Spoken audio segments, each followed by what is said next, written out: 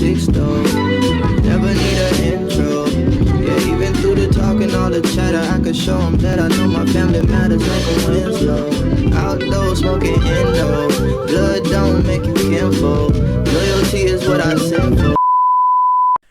And welcome back to another CGS video. How y'all doing? Y'all know me, I'm CGS, and it is that time of year again where I can finally sit down and give the worst, most horrendous football takes you've ever heard. It's about that time of year. Finally doing the prediction videos again. A little late to it this year. Obviously, I just moved back to Texas. A lot going on, so trying to figure a lot of things out, but we're finally doing it. And of course, starting with the NFC South. Just as always, I'm going to go from the south to south. Oh, y'all know how I do. I've done it for 2 years. This is going to be year 3.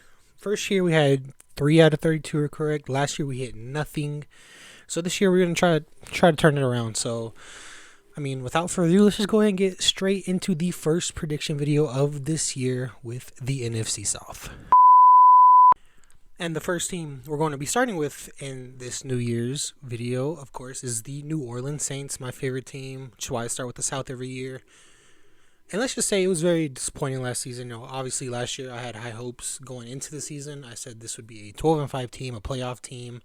I think I even gave them the 3 seed in the playoffs last year before the season started, and boy was I wrong. But y'all know how I go. We're gonna go look at the stats, and instead of this year going over every move they made, I'll just go over the three biggest wins for each team and 3 biggest losses for each, for the offseason, in my opinion, anyways. And obviously we'll go over the schedule, how everything looks. So let's just go ahead and get straight into it with the Saints. Finished 9-8, second in the division last year, barely missing the playoffs after tying with the Bucs record.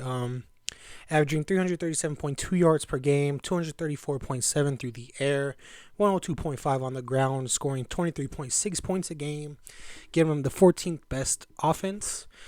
Defensive side of the ball, they're allowing 327.2 yards a game, 207.3 through the air, 119.9 on the ground, giving up 19.2 points per game, with a plus 11 turnover differential, which is about top 3 in the league, which gave them the 13th best defense. And like I said, it was a very disappointing team last year for me anyways. I just didn't... What I expected from Derek Carr and this team wasn't what happened, obviously. Like I said this team would go 12-5. I thought, they would be a lot better than they were.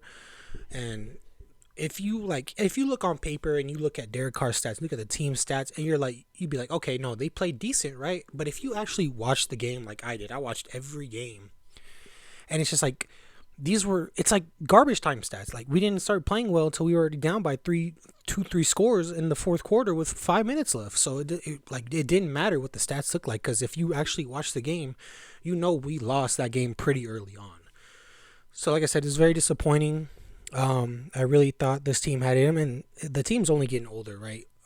For years, the Saints have had a pretty good defense, and we've brought in pretty good guys like Tyron. We've kept Marshawn. Paulson Debo's coming to his own. Alontae Taylor's getting there on his own.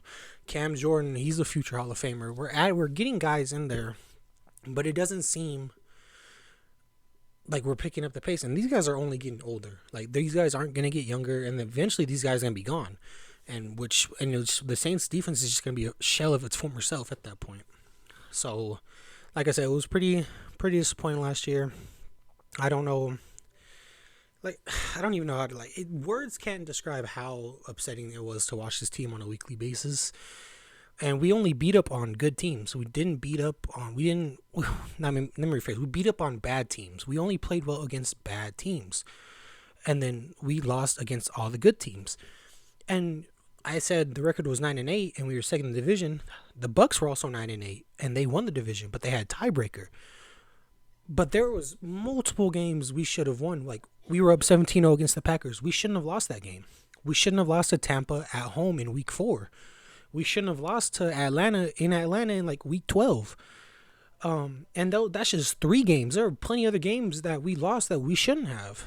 And so it's very just confusing, because it's we went 9-8. You were saying we're right there, but we had multiple chances to take that division and possibly host a playoff game. And we saw what the Bucs did with that chance. They beat the Eagles, who were just in the Super Bowl the year prior. So, like I said, that's the frustrating part. Being that the Packers game was definitely the one we should have won. Being up 17-0 on the road, heading into the second half, and then just not scoring again at all. That's the most frustrating part. So, hopefully this year his team can pick it up, and maybe they will, because with the addition of Clint Kubiak as the new OC, I think the Saints can turn a corner. I think they can actually start moving the ball efficiently. Like last year, it was really tough for us to move the ball. We added to least Fuaga on the O line with the first round pick. So hopefully he can pick it up because obviously this offense line isn't good. And retaining Marshawn Lattimore was also a big thing for this team. I'm glad him and Dennis Allen are on good terms, and he's coming back for at least one more year. Because when healthy, Marshawn's a top five, and I know it sounds biased for me to say because I am a Saints fan, but genuinely believe that if Marshawn Lattimore can stay healthy for the whole season or a good majority, he's an all-pro player, a Pro Bowler, all that stuff. He can carry this defense. But don't get me wrong, if he does go down again for some unknown reason, Paulson Adebo stepped up last year. He proved that he could be a corner one. Alante Taylor, yes, he struggled at times, but he proved he could do that too. Jordan Howden, when Marcus May got suspended, he stepped up and he continued stepped up throughout the season, and which why we kind of cut Marcus May. That way, Jordan Howden come into his own. Obviously, we have Tyron there, help lead that secondary. Demario Davis is the leader of that defense. So hopefully they can just keep it going. Hopefully this team stays young. Carl Granderson, he just got paid. He earned it. So, like I said, those are all the positives. But on the opposite side of things, again, the O-line is a huge question. We had to move a bunch of pieces. Trevor Penning's still a huge question mark. We cut Andres P. We lost a lot of guys. So the O-line is definitely a huge question mark going into the season. But like I said, we already played pretty bad last year on the line. Derek Carr issues, is he going to come out the same way he did last year thinking he's hot shit and knowing damn well he isn't because of how he plays? And then Dennis Allen, he's just not a good coach. And honestly, I thought they should have fired him last year, which they should have fired him last year. I don't know why they didn't. But this is the make or break year. If he can't get it done this year, he's gone. He has to be, because if you can't get it done, it's been 2 seasons now, 3 seasons now, 2 seasons since you took over, and still nothing to show for it. Something's got to give. So I think Dennis Allen's definitely on the hot seat this year, and I think if the Saints do end up not producing at what they should be, I think he should be gone. So, like I said, hopefully the addition of Clint Kubiak and that 49ers type offense that he's bringing to New Orleans can help boost Derek Carr, can help boost Olave and Shaheed, AT, all those dudes. Get Jawan, Taste like AK, Jamal, like Keandre. All those guys on that offense can thrive under this new system. And if Dennis Allen just continues to focus on defense, which is his niche, I think the Saints will be decent. I think they'll be able to compete in big games. However, do I think that's going to happen? I personally don't think it's going to happen. So let's just go ahead and get into the schedule. As we take a look at the New Orleans Saints schedule, we have one of the easier schedules in the league this year, according to all the schedule rankings and stuff. But at the end of the day, that really doesn't matter. This team has a long way to go in my eyes. So I do have the Saints going 9-8. Wins against obviously week 1 win against the Panthers, but Eagles, Cowboys, the Chiefs, all those guys right there. If you can see on screen, that's really what it's gonna be like, honestly. As I said, the key losses is gonna come from the Bucs, Atlanta, and then the Green Bay game late in the season. Like I said, they're going 9-8 in my eyes. So those 3 games, like I said, 1 game against the Bucs, 1 against Atlanta, and then the game late in the season against the Packers could be all determining factors of why this team won't make the playoffs and probably won't even get a wild card. They'll miss out barely again for the second straight season, but 9-8 just definitely seems like a decent record for the team. Now I would love to see here and say maybe 11-6, maybe 10-7, but I just can't do it because this team has shown me nothing to believe in them like that. Like I said, we'll win the games against the bad teams like the Panthers, like the Broncos. We'll beat the Bucs and Falcons once. We'll beat the Chargers, the Commanders, the Giants, teams that are struggling, to find their identity. We'll beat those teams, but the teams who are already established and who are determined to make a playoff run and start their playoff run early in the season, we won't beat those teams. So, 9-8 seems in order for my Saints. Like I said, this year I'm not gonna be biased with them. The past 2 years I've done this. I've admitted in both videos that I was biased with my Saints prediction. But this year I think I'm gonna keep it. I'm gonna keep it realistic. 9-8 for the Saints is my prediction. Hopefully they prove me wrong.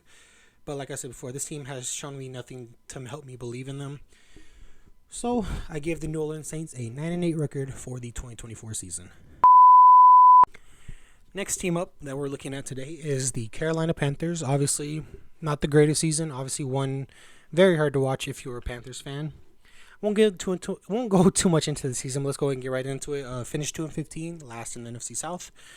Averaged 265.3 yards a game last year, 161.2 through the air, 104.1 on the ground. Only scoring 13.9 points a game, which gave y'all the 32nd ranked offense in the league, the worst. Defensive side of the ball, only giving up 293.9 yards a game, 171.5 through the air, 122.4 on the ground. Giving up about 24.5 points a game with a -9 turnover differential. But however, your defense did rank 4th in the league. And to start off with the whole Panther situation, it was just, people who expect a young rookie to come in and literally try to change a team who has nothing, right? And you can't really compare Bryce Young and CJ Stroud. If people who are saying like, oh, the Panthers should have taken CJ with the first, like, if CJ was taken with that first pick and into Carolina, he wouldn't have done as good as Bryce Young did, I don't think. Because you got to realize the situation CJ went into with Houston was so much better than what Bryce went into with Carolina. Houston, D'Amico Ryans was determined to surround whoever they had at QB with weapons, and that's what he did, right? And so when you take a look at, he had Tank Dell, he had Nico Collins who had a breakout year, Noah Brown had a breakout year, Dalton Schultz had a breakout year, Devin Singletary, while he isn't the best running back in the league, he played solid all year with a very good defense. Texans defense is young, but they are very good. And I said that last year. I didn't have faith in Texans to do anything good, but they also proved me wrong. But if you were to switch Bryce Young and CJ Stroud in their respective places, Bryce would do just as good as CJ in Houston. Bryce didn't have nothing in Carolina. The run game was pretty much non-existent. No tight ends. Ian Thomas, Tommy Tremble, those aren't starter caliber dudes on any other team. When Adam Thielen's your best receiver and he's getting up there in age, I know you had DJ Shark, Laviska Shenault, but those guys don't compare to like a Tank Dell or a Nico Collins. And now, obviously, the Texans have Stephon Diggs. So it's like, if the people who are saying CJ should have been number one to Carolina, he wouldn't have done anything better than Bryce, in my opinion. Like I said, they only won 2 games, and one of the games they won was won by all field goals. They didn't score a touchdown in Atlanta against that win. And yeah, you beat the Texans, but that's a trap game for the Texans at that point. But like I said, nothing the Panthers did last year was there to help Bryce Young. Adam Thielen was really his safety valve, but other than that, the offense was non-existent. O-line was awful. The defense, obviously, they did rank pretty high at 4th, top 5 defense, but when you're always on the field, you're going to get tired, you're going to get gassed, and obviously that's going to allow the opponent to take advantage and put some points on the board, So when the offense can't stay on the field and defense is always on, that's not a good mesh. It's not going to work very well at all for any team who does that, right? But, the Panthers did make some key additions this offseason. They went and traded for Deontay Johnson, who, in my opinion, is a top 5 route runner in this league. And he's going to be great help for Bryce Young, in my opinion. Obviously, like I said, Adam Thielen was that safety valve last year. Now he has a true receiver one in Deontay Johnson. They got Xavier Legette in the draft. So now you're adding all these pieces together. And now it's like, okay, Bryce can finally have something to work with. They added big names to the O-line. Robert Hunt. I forgot who else they added, but they, signed, multiple mega $1 million deals for these O-linemen this offseason. And then the new head coach, I forgot his name, but it was the old Tampa Bay offense coordinator. And like I said, coaching is a huge thing. Like I said, back to the whole Texans thing, if Houston doesn't have D'Amico Ryans, I don't think they play as well last season. So it's really all about coaching, who you have around those players. And they did pretty well in the draft. However, like I said, giving up Brian Burns for almost nothing. I don't think that ran very well for them. While you do have a new head coach, a better head coach, in my opinion, still head coach concerns. Is he going to be able to operate well? Is he going to be able to help Bryce Young unlock his full potential? Is he going to be able to run this offense? And then also defense. The defense has a lot of questions. Like I said, Brian Burns left. You trade Dante Jackson. Can J.C. Horn stay healthy?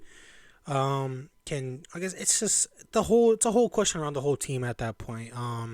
Dave Canales, like I said, if Dave, he's Panthers head coach, if he can do what he did with Tampa, like I said, he ran that offense well in Tampa with Baker Mayfield. Who, Tampa has weapons, Mike Evans, Godwin, K-Dot, and Rashad, like all those dudes. Those are solid weapons, and that's what the Panthers have now, in my opinion. So I think if Canales can really just open it up for Bryce Young, I think the Panthers won't have anything to worry about.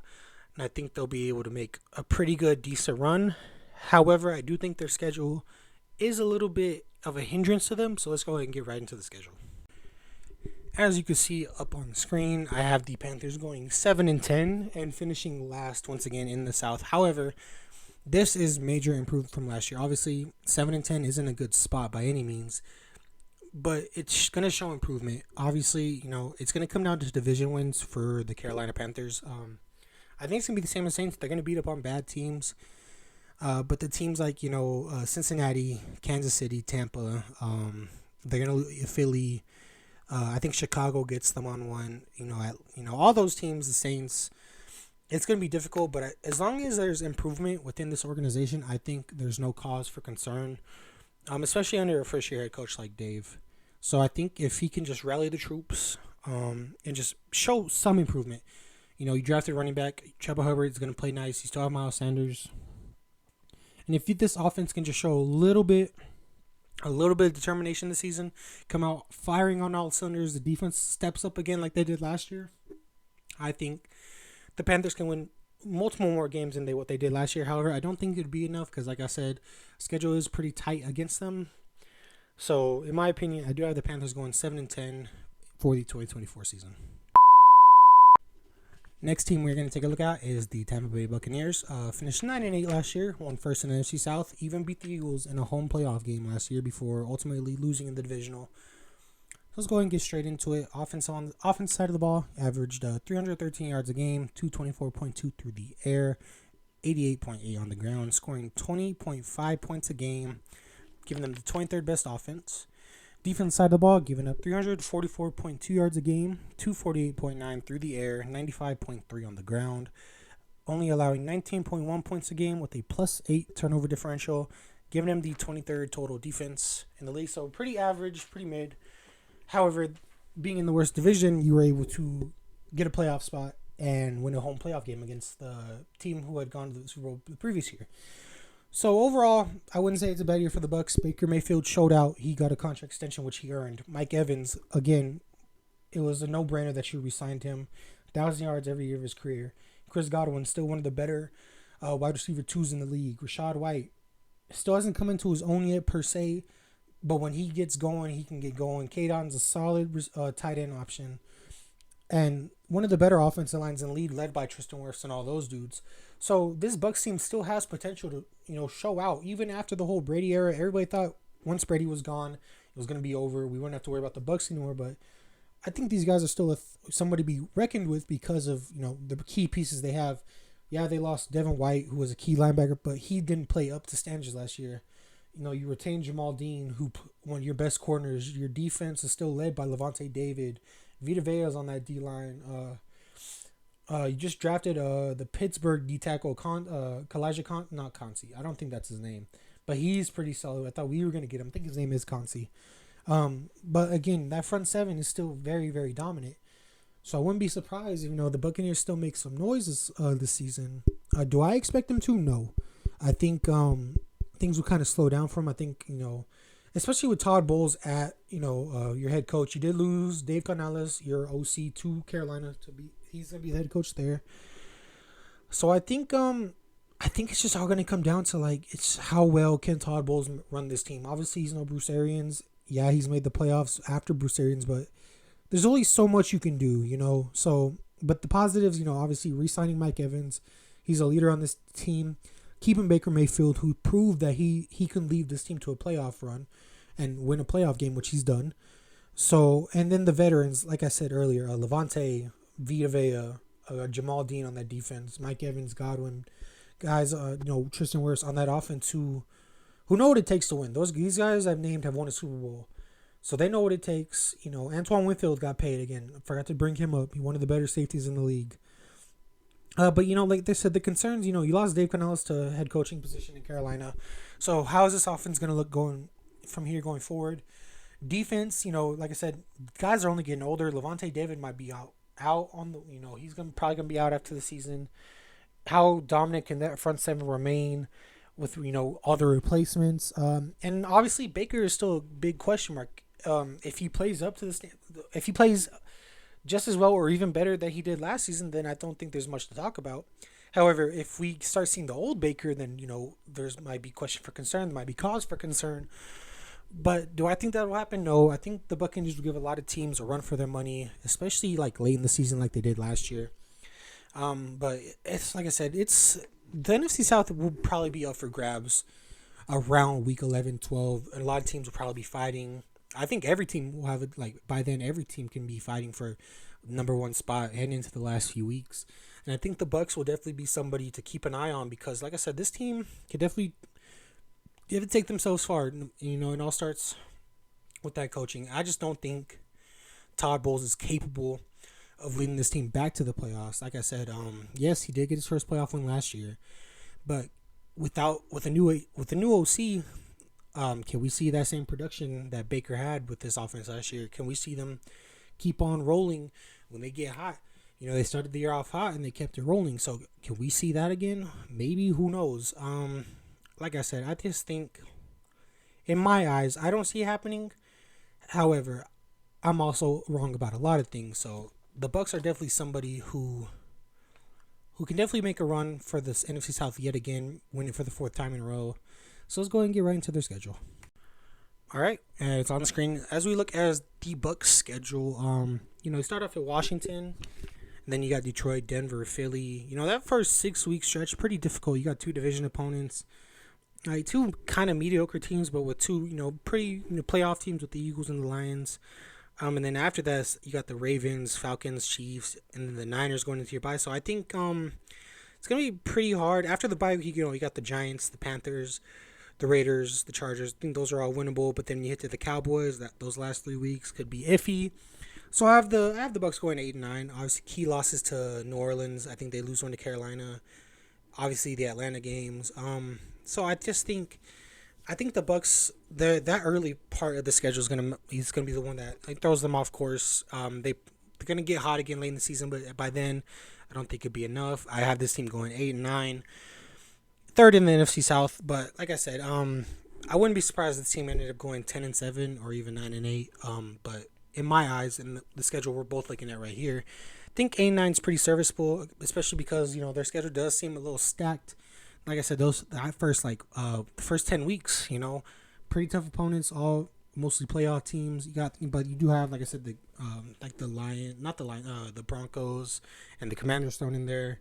You probably get one on the Saints too, hopefully. But in my eyes, I think the Buccaneers will finish 8-9 for the 2024 season. And the last team we'll be looking at for the NFC South is the Atlanta Falcons. God, I fucking hate this team so much. But anyways, let's go ahead and get straight into it. Finished 7-10 last year. Fuck the Falcons again. I hate this team with a passion. Let me speak it clearly into the mic. But anyways, offensive side of the ball, 334.3 yards a game, 207.3 through the air, 127 on the ground, scoring 18.9 points a game, giving you the 17th total offense. Defensive side of the ball, only allowing 321.1 yards a game, 202.9 through the air, 118.2 on the ground, giving up 21.9 points a game with a negative 12 turnover differential, giving you the 11th total defense in the league. This team just wasn't up to par. And the whole thing around the Falcons is you have all these weapons, but can't seem to produce, right? You have Drake London, you have Bijan, you have Kyle Pitts. those three guys right there can help carry an offense, right? So going and getting Kirk Cousins in free agency, and also signing Morris, almost said Mostert, Raheem Morris as your head coach is definitely going to help this team out a lot, and I mean a lot. Kirk Cousins is going to bring some of veteran leadership to this team. He's been in the playoffs. He's won a playoff game. He knows what it takes to win. And, Justin Jefferson just doesn't do them by himself, right? Justin Jefferson didn't break records by himself. It was with Kirk Cousins. So I think Kirk can definitely elevate Drake London. I think it's going to give help to Bijan. I think he could elevate Kyle Pitts. I think this offense is going to get a major boost. Major boost with Kirk. Obviously, Raheem Morris, defensive guru. He's going to elevate this defense. He's going to let his OC run this offense. He's going to focus on this defense. And again, the weapons on this offense, all these guys can be dangerous. I'm not saying, Drake London can be a top 2. I'm not saying all that, but he can elevate. He can finally hit 1,000 yards. Kyle Pitts can finally become that top 5 tight end. But Bijan can work his way into the top 5 running back. And the offensive line is solid for this Falcons team. So giving Kirk Cousins enough time to throw, giving Bijan and Tyler Algier these running lanes, I think this team can be really, really, really special. Obviously, I don't want to see it happen as a Saints fan, but I do think it can happen. I do think it will happen. However, the question still loom, why draft Michael Penix in the first round with the 8th pick? You could have got Dallas Turner at linebacker right there, right? Why? Your defense, outside of Jesse Bates and Grady Jarrett, there's a bunch of question marks, and I'm not trying to hear nothing about A.J. Terrell, because what has he done these past few years? Ever since he broke out in 2020, 2021, whatever year it was, he hasn't played up to standard since. So, I'm not discussing no AJ Terrell top 5, not even top 10, because I can probably name 15 corners better than AJ Terrell at this very moment. And with the new head coach, obviously comes, is Raheem Morris actually going to be able to step up? And obviously, I think anybody could do better than Arthur Smith, right? It's Arthur Smith. However, it's just, there's always head coach concerns when there's a new head coach, right? So obviously we're going to take that into account. But at the end of the day, I just think this Falcons team is well equipped and ready to make a run at it. You got a veteran quarterback. You don't have no Desmond Ridder back there no more, right? Bijan, he's like I said, everybody loves Bijan Robinson and Tyler Algier as a 1-2 punch. Can Drake London finally, with Kirk Cousins, like I said earlier, he can elevate. He could become somebody. Obviously not Justin Jefferson but he can be up there with the best of them. Finally hit 1,000 yards, probably hit close to 1,300 yards. Kyle Pitts can finally be a real tight end, right? Not using no Jonnu Smith. You actually have a head coach and offense coordinator that are going to use the weapons to their advantage, right? So I do think this Falcons team is well equipped. Obviously the defense outside of Grady Jarrett and Jesse Bates are concerning, right? Obviously, Caden Ellis, really solid linebacker. He's from New Orleans. I thought he was solid last year for them.